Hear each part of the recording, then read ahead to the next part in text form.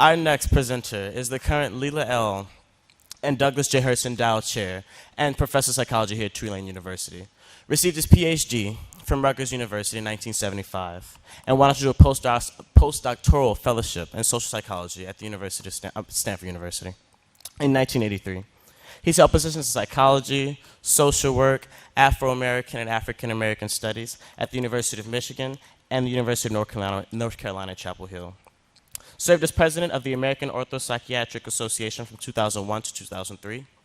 His research addresses the effects of early childhood intervention and etiology of achievement and underachievement in ethnic minority children. He's completed many longitudinal studies of the effects of poverty, violence, family life from birth to age 5, the socioeconomic and socio-emotional studies of effects of development and of South African children. Dr. Oscar Barbarin has received several distinguished awards and grants for his research and scholarships, including the W.T. Grant Foundation, the W.K. Kellogg Foundation, and National Institute of Health. His presentation today is entitled, "The Critical Role of High-Quality Early Education in Improving Educational Outcomes." Please assist me in welcoming Dr. Oscar Barbarin.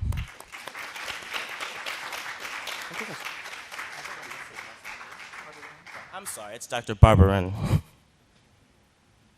Is this live? Can you make this mic live? Just turn it on.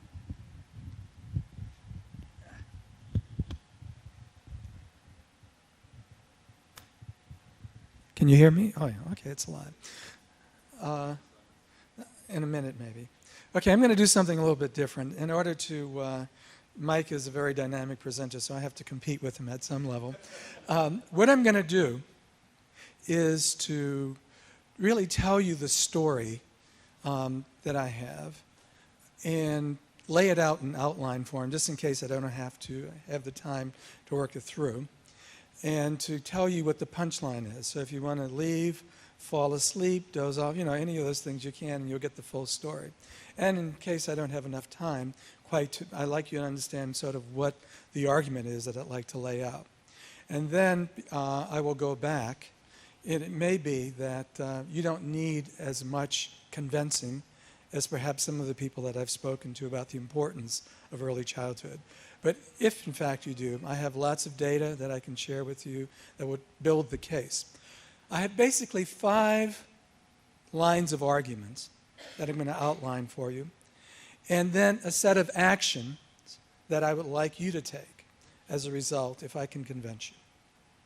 I start with the belief that most of you probably are more concerned about adolescents, older kids, and you think that the younger kids, particularly those who 4, 5, 6, 7, and 8, will take care of themselves. The analogy that I think of, it's like the difference between a house that has maybe a little bit of smoldering flame going on and one that's emblazoned, that's covered in flame. So the high school students who are in trouble, whenever I go to schools, school districts, they almost always are interested in my working with the high school students or the middle school students, because that's where they see the problems. I have a tougher time convincing them that we really need to start with the very young. And it's the case of a group of people pulling kids out, like kids are drowning in the water, and they're constantly pulling them out of the water and exhausting themselves. And finally someone comes up with the idea, well, maybe we ought to go downstream and figure out who's throwing them into the water. And in some ways, that's the argument that I would like to represent to you today. So I begin with a common concern that we all have about the academic functioning, the socio-emotional development of children, and in this case, African-American children, who represent the largest proportion of children in the public schools in New Orleans. Concern about their development has often, again, been focused on older kids. When I first started this work, people would say, well, we have a good data on where this problem evolves. They say, well, kids seem to be doing okay around 3rd and 4th grade, but around middle school, that's where you begin to see the problems, and then in high school, they really decline. I would argue that that's a misleading theory, that the only reason we think that it occurs later is because we don't start testing until around 3rd grade. And we use that as a baseline. But in fact, as we have begun to do studies of kids going into early childhood, we've begun to find that the origins of many of these problems that we're so concerned about in 5th, 6th, 7th, and 8th grade and in high school actually have their origins in early childhood. And here's a piece of data that I hope will convince you. If you look at the performance of a child at the age of 5 in preschool and kindergarten, if they are behind at that point, the gap between where they are at this point, where they should be, does not decrease over time. It in fact expands. And so if we want to reduce the number of children who are at the low levels of performance in high school, we can't wait until they get into high school. We have to start much earlier. Now, there's another piece of information I think that's important. So why early childhood? Why is this period so important? Well, the first thing is that there are recent data, and recent for me means the past 10 years. For some of you, that's a lifetime. But recently, there's been very good studies on brain development. And what they've found is that neurological development, which is very important for intellectual and cognitive development, occurs rapidly, first of all, at the time intrauterine, but also when the child is between the 0 months and about 5 or 6 years old, the brain develops very rapidly. But there's both a growth in the number of neurons and the synaptic connections, but there's also a decrease. So that the child may start off with very thick connections among things, many neurons, but that during that early period, the number of brain cells for some connections decrease. And the principle behind that is if you use it or you lose it. If you don't use particular skills, particular networks, you lose it. And so therefore, the role of experience is quite important, extremely important. If a child is not exposed linguistically, mathematically, if the child is not stimulated, then the likelihood that these synaptic connections will be maintained is unlikely.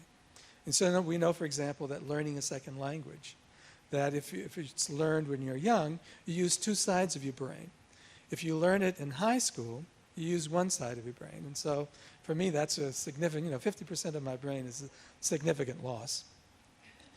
There's an idea that's quite important that has to do with our philosophy of abilities. The American philosophy is predetermined, perhaps coming from Calvinism, predetermination, that you are genetically determined to be smart or not so smart. So if you have good genes, you're going to be smart. And if you don't, well, you're just not so lucky. If you have great parents, you're lucky, they're smart, they went to college, then you're going to have the abilities. If they don't, well, you're out of luck. You're jinx. That is totally erroneous. It's totally erroneous, one, because we now know, again, about the importance of experience in brain development.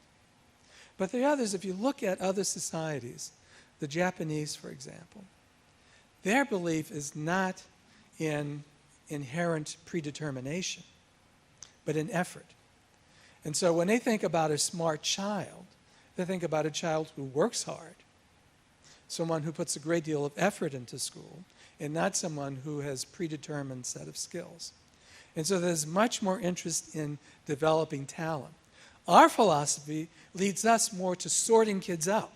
So to finding the gifted and the ungifted, sorting them out, and then stimulating, quote, the gifted. When in fact, we should be providing everyone with a highly stimulating environment and curriculum. And that in turn will lead to brain development. It'll lead to increasing capacity. So indeed, if you work hard, you will be smarter. that kind of philosophy then has led people to say, okay, what if we intensely gave resources and put effort into training children when they're young? We now have programs that start at birth. We find that even starting at 3 or 4 isn't early enough, that you can have more gains if you start from birth. But if you start early and put resources, and there's a couple of very interesting studies you may have heard about. One is called the Abecedarian Project that was done at the University of North Carolina in Chapel Hill. What they did was they took children at birth who were at high risk for mental retardation. That is, their parents scored low on these tests of mental functioning. And so these kids, if left in that environment, without additions, would in fact have lower than normal IQs.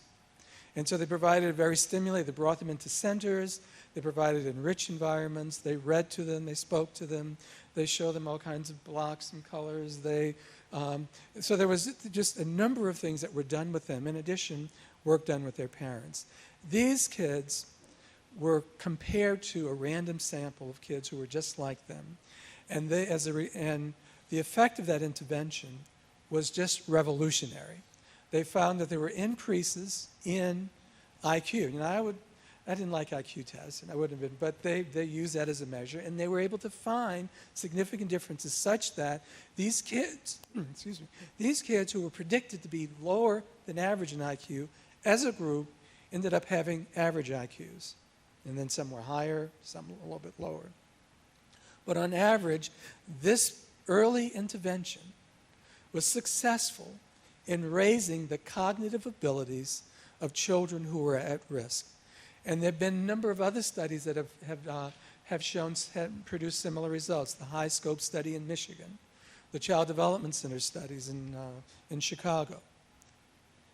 This unleashed a whole lot of interest in early childhood. And over time, the politicians got involved. And they said, okay, we're going to put money into early childhood. But we don't have much money, so maybe instead of doing this intensive program from 0 to 5, maybe we'll do a half-day program when they're 5 years old to get them, quote, ready for school. Well, even these programs, as minimal as that intervention was compared to the original one, produced positive effects such that children, particularly high-risk children, African-American children, benefited greatly from being in these early childhood programs. And so the argument then that came from this experience is that we should disseminate these programs, we should make them widely available so that every child, and particularly every poor child, should have the opportunity to attend early childhood programs. Now, when I think about early childhood, you may think of the 4-year-olds and maybe the kindergartners, the 5-year-olds. When I think of early childhood education, I think of that period from 3 to about 9, from pre-K maybe up to about 3rd or 4th grade. That's early childhood. Why? Because there's such variability among children in terms of their development, in terms of the requisite skills. Think about the things kids are required to do. There are social demands in terms of getting along with other kids. There are demands for acquiring vocabulary, for articulation, and communication skills, for decoding symbols, learning alphabets, ultimately reading, so that by 3rd grade, children are expected to have acquired skills in reading such that they can begin to make the transition from learning to read to reading to learn.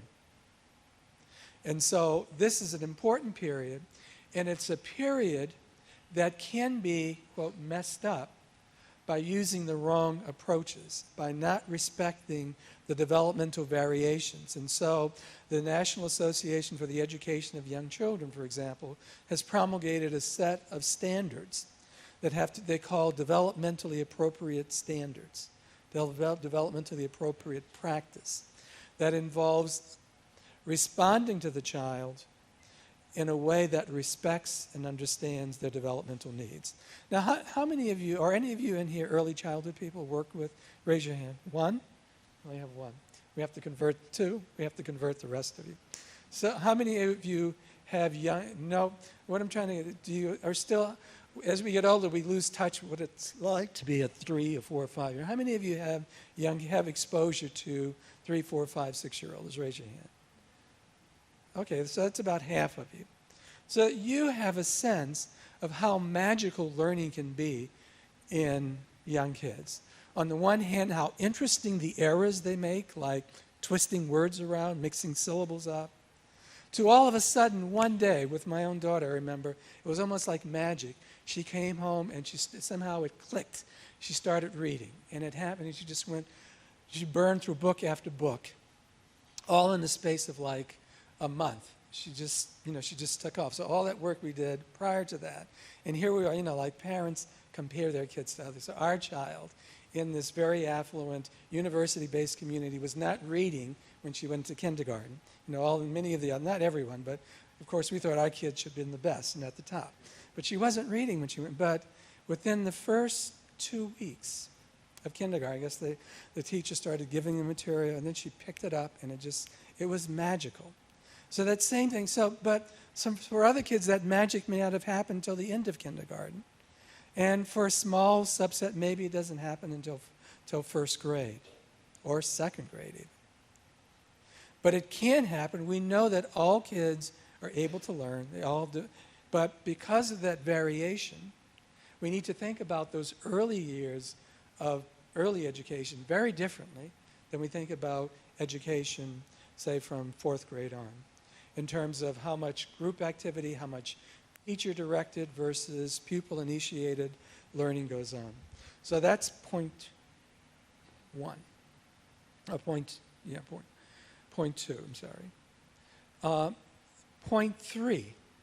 So let me restate. Point 1 is that the early childhood interventions can make a difference in reducing risk. Point 3 has to do with the importance of culture, ethnicity, gender in early child development.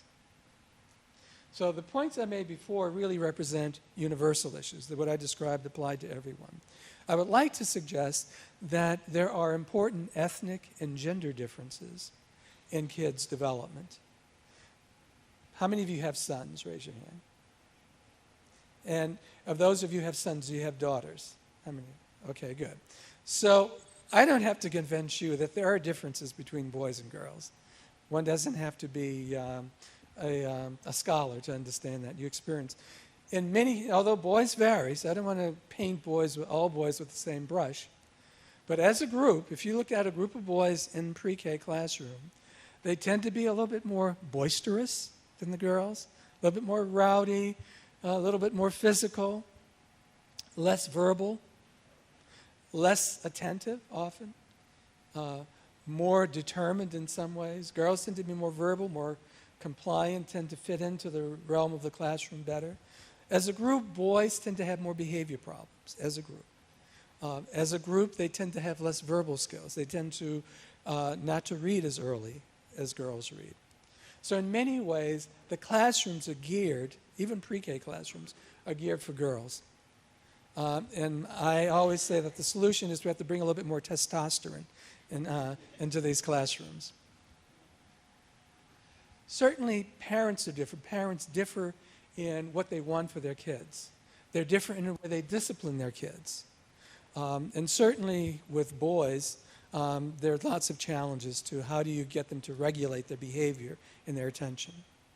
When one of the cultural differences that often comes when I've taught them trainings for early childhood teachers, they're often in conflict because they believe in they don't believe in physical punishment. And yet, many of the parents believe, like if you can't get my son to behave, just smack his butt. And, the preschool teachers especially shudder at that idea. And they wonder how to bridge that gap. It's to some extent cultural, experience, social class differences. Even in my own family, in trying to convince I'm going to tell her my sister, she's not here. She's a grandmother now dealing with all grandsons. She must have like 8 grandsons. And so I was trying to talk her about this new, more modern way of thinking about punishment. And She says, boy, don't tell me that. She says, I spank my grandsons every day. And if I don't know why, they do. Because they're always getting into something. I may soften her a little bit, but I'm not going to move her very far. And so in many ways, there are cultural beliefs that we have to think about as sort of, that represents a chasm between how schools operate and the way families operate. The only thing is we're not going to eliminate it. We have to respect and learn to work with it. The other thing is social class. In many of the studies that have been done, higher SES parents tend to talk to their kids more. Some of you may be familiar with the book Meaningful Difference. And in that book, they described when they observed parents interacting with their kids. And of course, it was in Kansas and a university sample, so they looked at the university sample, and their parents were really distorted. They were talking to their kids using big words, long sentences, but often directing things to their kids. And the lower SES families, and some of them were the blue-collar workers, and there were also a group of welfare mothers that they were observing. Those parents tend not to direct much conversation towards their kids. They tended to speak in shorter sentences, less complex words. And so what they found when they went forward, when these different groups of kids were going into, I think, pre-K, the kids, the professors' kids and the sort of the executive kids from the university, their kids had vocabularies that were like 5 times that of the lower SES kids. And so what it suggested is that verbal stimulation, the amount of interactions, the complexity of the language that kids are exposed to when they're young can make a difference. And those differences persisted as well, that they were predictive of reading and achievement at least through 3rd grade. And so it suggests the importance then of what happens in families. But it's also been sort of a policy issue. Do we put resources as a country in trying to change families, to try to get parents to talk to their kids more? Or do we put resources into teachers and into programs to try to get kids into these early childhood programs? Well, the decision was made mostly to focus on the early childhood programs and pretty much to forget families. I would say I think that's a bad decision. I think we need to do more because those parents, even, the argument was, well, how much can you do in a year? You have a child in this program for a year. You can't give a parent a college education in a year. But those parents are going to have other kids. Those kids are going to have siblings. And so we need to take a larger perspective, I think. Now, the problem, so I hope I have convinced you. If not, I can threaten you with a lot of data. I hope I've convinced you that you should support the development. If you're concerned about achievement in high school, you have to get out there and support early childhood programs. If you are a teacher in an elementary school or a high school, particularly if you're in an elementary school, because many of the elementary schools are now getting pre-K programs. But too often, the principals just kind of ignore the like, those are the little kids. They're not really here. We don't really care that much about them. Instead of integrating them and trying to let sort of an early childhood approach influence maybe what happens in kindergarten, we're more allowing the 3rd and 4th grade, because of testing, to influence what happens in kindergarten and then pre-K. So part of what I'm saying is that early childhood is often ignored, and one of my points to you is don't ignore it. It's an important piece of improving schools. The other thing is, in some ways, it's a cautionary tale. And so on the one hand, I've argued with you, I'm trying to make the argument, that we should promote early childhood programs. I was involved in a study, that was a national study, that looked at the performance of early childhood programs that were being supported with state funds. We looked at about 11 different states, and these states, at the time, had over 80% of all the children who were involved in early. So it wasn't nationally representative, but it was close. What we found was rather disappointing. We found, the basic, I could summarize it in one song. I've got plenty of nothing. That when we looked at the early childhood programs, when we observed what was going on, what was actually happening, and this had never been done before, by doing time samplings, where we go in and we observe, okay, what are the kids doing? What's the teacher doing? What's the content of what's going on? How much interaction is the teacher having with the children? How much time is being spent on language? How much verbal interaction is there going on? And it was really, really disappointing. We found that over 40% of the time, the precious time, because many of the programs are only 3 hours, was spent doing nothing. And what's nothing? Waiting. Kids were sitting and waiting for something to happen. Waiting in line to go to the bathroom. Waiting in line to wash their hands. Waiting for the parents to come and pick them up.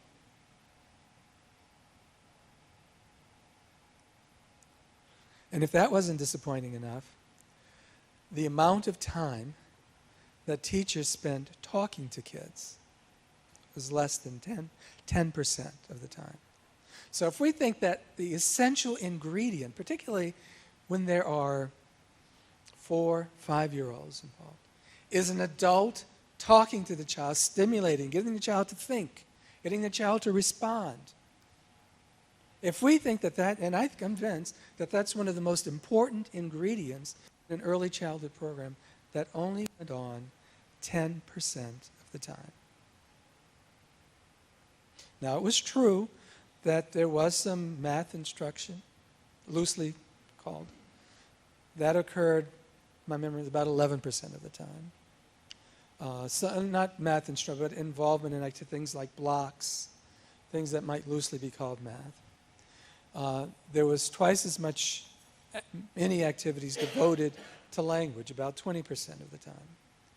But by and large, too much of the time was spent doing nothing.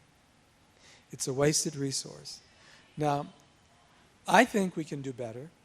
I think we have to do better. We know how to do better, but how do we do better? Seems to me the first place to start is support for teachers, teacher training. That teachers come to these programs often with very little background. They may have a child development course. It's rare that they have a bachelor's degree, although we know that degree doesn't matter. Knowledge of child development, experience in child development is much more important than any degree.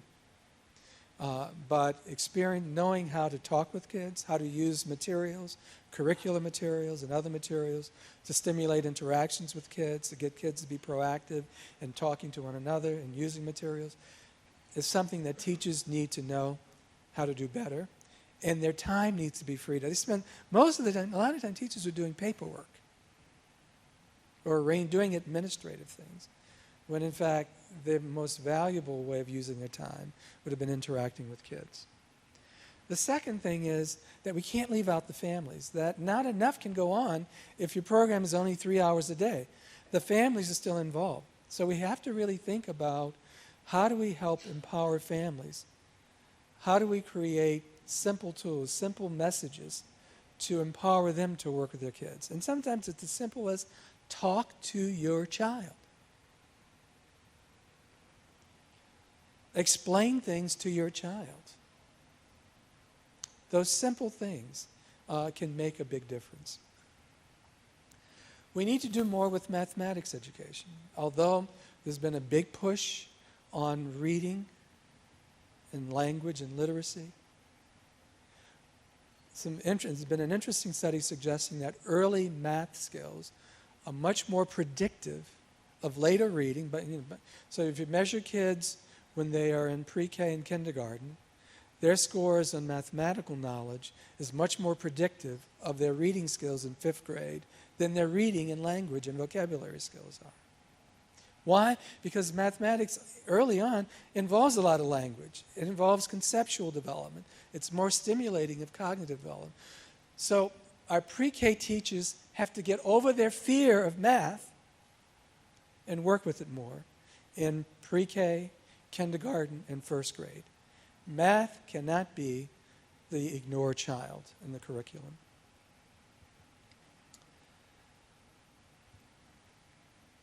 And finally, I think that there needs to be a transformation of kindergarten, first, second, and third grade. That there's too much group teaching, not enough of a project orientation, not much of energizing kids' motivation.